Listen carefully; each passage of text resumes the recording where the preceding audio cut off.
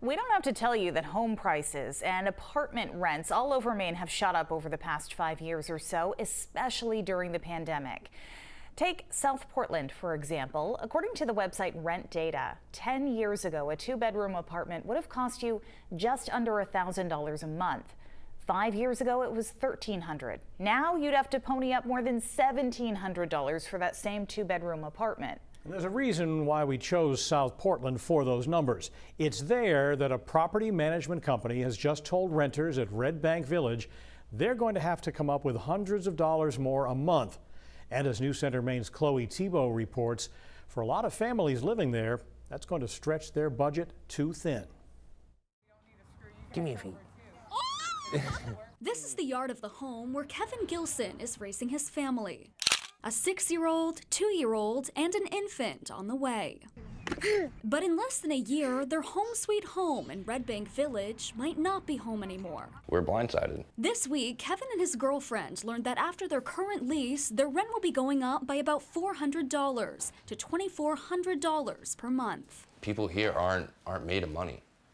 People here can't just be like, oh, here's an extra $400. As it is now, Kevin and his family use a housing voucher to afford rent. He says a price hike next April would likely push them over the edge. It worries me for me and my children.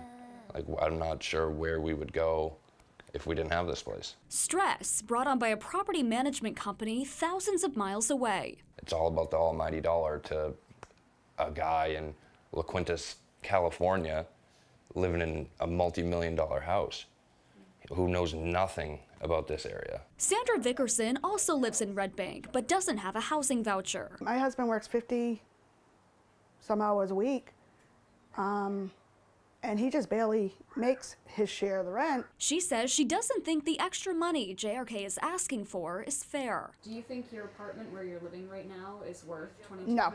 Paint's chipping, the bathroom, the floor's coming away from the tub. You know, we get mold. South Portland Housing Authority provides vouchers to about 50 people living in Redbank Village. I have never seen this before. Housing Choice Voucher Program Manager Nicole Bernier says this week she and her team have made some progress. Now most Redbank units will pass rent reasonableness, so vouchers will still be allowed, but she says the majority of residents will be paying 40% or more of their income in rent if they choose to stay. Our payment standards are how much the assistance will pay.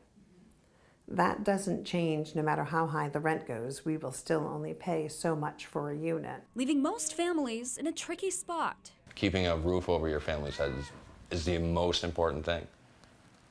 And as a parent, you feel like a failure if you can't do that. News Center Maine reached out to JRK for a comment on the rent hikes. Hello, I'm sorry I'm unavailable to take your call. Please email me at tenantrelations@jrk.com. We have emailed and called multiple times and have not received a response. In South Portland, Chloe Thibault, News Center Maine.